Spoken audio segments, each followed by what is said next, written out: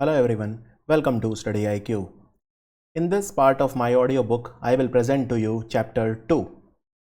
And Chapter 2 is about exams and the stress that comes with that.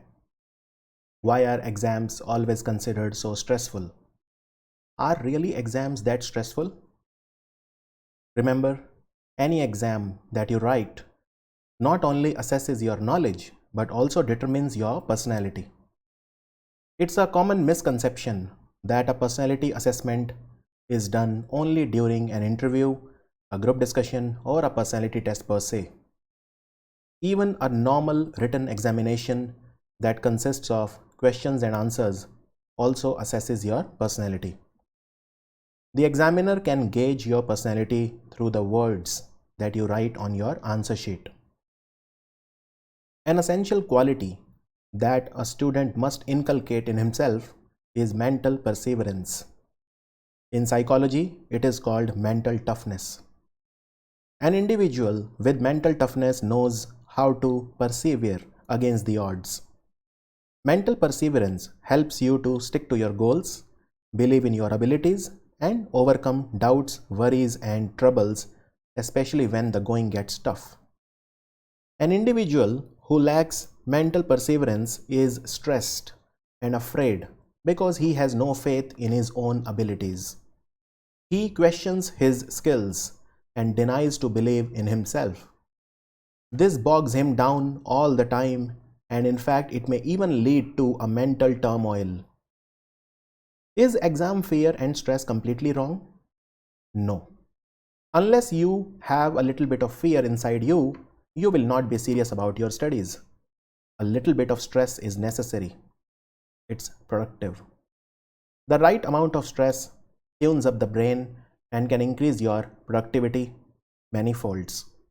It keeps you on your toes and doesn't let you deviate from your path. This little fear for the exams is your friend. Believe it or not, fear is also a friend. The problem arises when you start taking stress beyond a limit, and then you develop what we call as test anxiety. Test anxiety can be a debilitating condition leading to physical and mental stress. It starts affecting your life in an adverse way. As the exam draws closer, your stress levels start to increase disproportionately. The main problem is this debilitating anxiety will cripple you. You will start feeling exhausted 2 to 3 weeks before the exam, and this decisive time will be wasted. After all, we all know the importance of the few weeks before the exam. You may become mentally exhausted and you might start thinking, well, I cannot take it anymore. I cannot take any more stress and I don't care now even if I fail. All I want is the exam to get over with, no matter how it goes. Such can be the level of stress before the exam. But what it can do is it can completely undo your complete year of hard work. Your years of hard work and determination can be at stake because of those crucial few weeks. The exam pressure will affect your overall performance also. Your overall performance will be affected because of the exam pressure.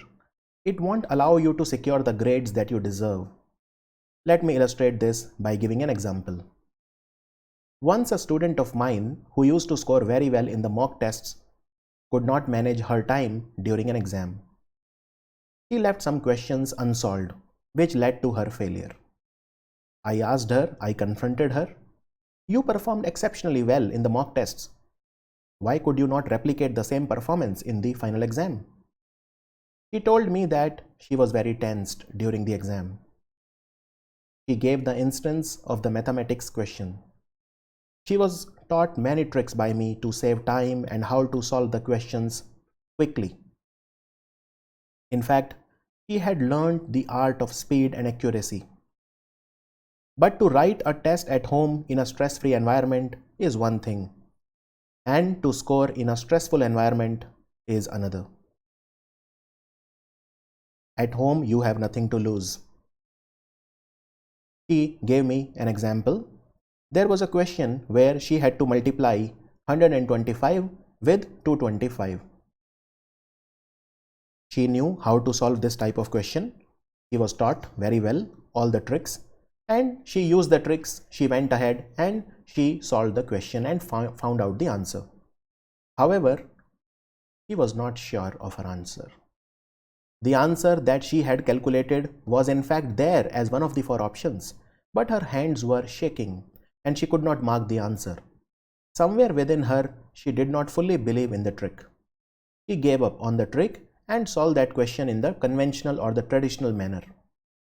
And then she cross-checked her answer to the previous one, confirmed it, and only then she marked the correct one. But a lot of time was wasted in this entire process. And this became the reason why she could not score better, because the time that she wasted, she could have solved other questions. You know, this is very similar to a football player practicing the penalties during a training session. When you practice penalties in a training session, it is very different from that in an actual match. To score a penalty in an actual match, when the gaze of the entire world is on you, everybody is watching you, requires practice and most importantly a calm mind. What happened to this student of mine happens to all of us. We perform well in the mock test, we are in our comfort zone, we write the test without any fear, and we give our best performance. We have to remember that we can replicate the mock test performance during the actual exam only when we learn to handle the stress effectively and therefore believing in our own abilities. So what is the way out? How to handle the exam pressure? For this, first of all, you will have to alter your perception towards the examination. You need to understand and believe that the qualities that you are acquiring are going to stay with you forever. It would be best if you do not have this mentality that, oh, I am only improving myself or acquiring such qualities only for the sake of my exams and career. But learn with the mindset that these qualities or this knowledge that you are acquiring must stay with you for entire life. Then your process of acquiring knowledge will be much more profound. Some people, they are so habituated to take stress in each and every situation in life, and therefore exam is just an event. They obviously will take stress during an exam. Their negative thoughts make the situation even worse. Your thoughts carry you wherever you go. Weak thoughts don't have the energy to carry you far. A person can have stress and fear about anything and everything in this world. Some people have a fear of losing their loved ones. Some people are afraid of something unknown, the irrational fear, while some people are afraid of something which is known to them. There will always be something or the other that will incite fear in you. Therefore, never think about getting away from the fear that exams bring with it. Try saying no to everything that scares you. When you deny to be intimidated or fearful, nothing can stop you from achieving your goal. On the track to success, never forget that you are crossing many rivers. Yes, you are. And each of those rivers contain crocodiles that may attempt to intimidate you. Never be afraid. Sail on and you will get there.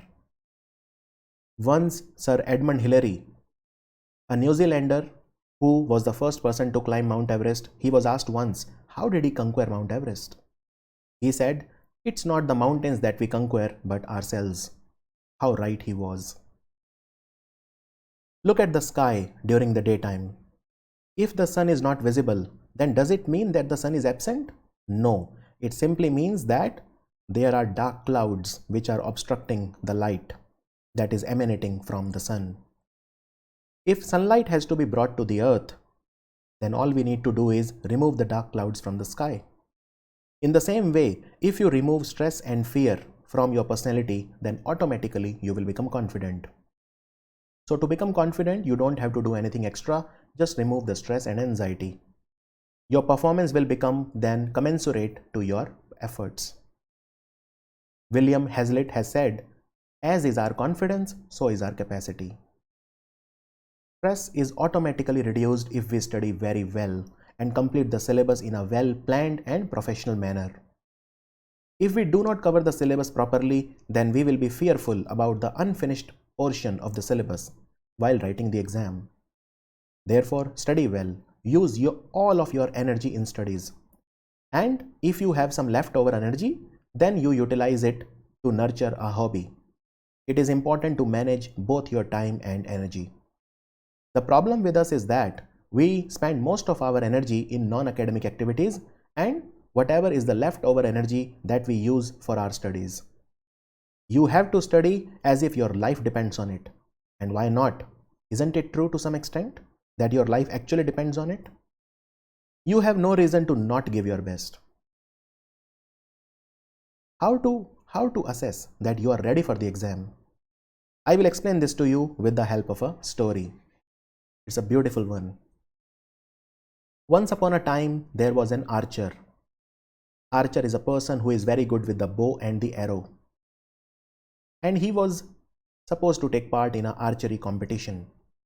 Now, 1 week before the competition or actual commencement of the event, his guru, his trainer, decided to test him to check if the disciple was ready for the competition or not. The guru asked the archer to shoot the arrow, and the arrow ended up right at the bullseye, which is the center of the target. Then the guru asked him, "Do you know why did you hit the target, or why you were able to hit the target?" The disciple replied, "No, sir. I simply aimed at it and it ended up hitting right at the center." The guru said to the archer that he was not ready yet and that he needed to do more practice. The archer practiced hard for almost a month and then went again to see his guru. The guru once again asked him to take the shot, to take the same test that he took the previous time, and the archer again hit the target spot on right at the bullseye. This time the guru asked him the same question once again. Why were you able to hit the target? But this time the archer knew the reason behind his perfect aim. He replied, "Yes, sir, I definitely know why I hit the target. If you want, I can demonstrate hitting the target once again." The guru gave his blessings to the archer and told him that he was now ready for the competition. And what does this story say? What does it convey? You know, a lot of times we practice mock tests and we score very well, but we are not completely confident. We are not satisfied with our preparation. Something bothers us.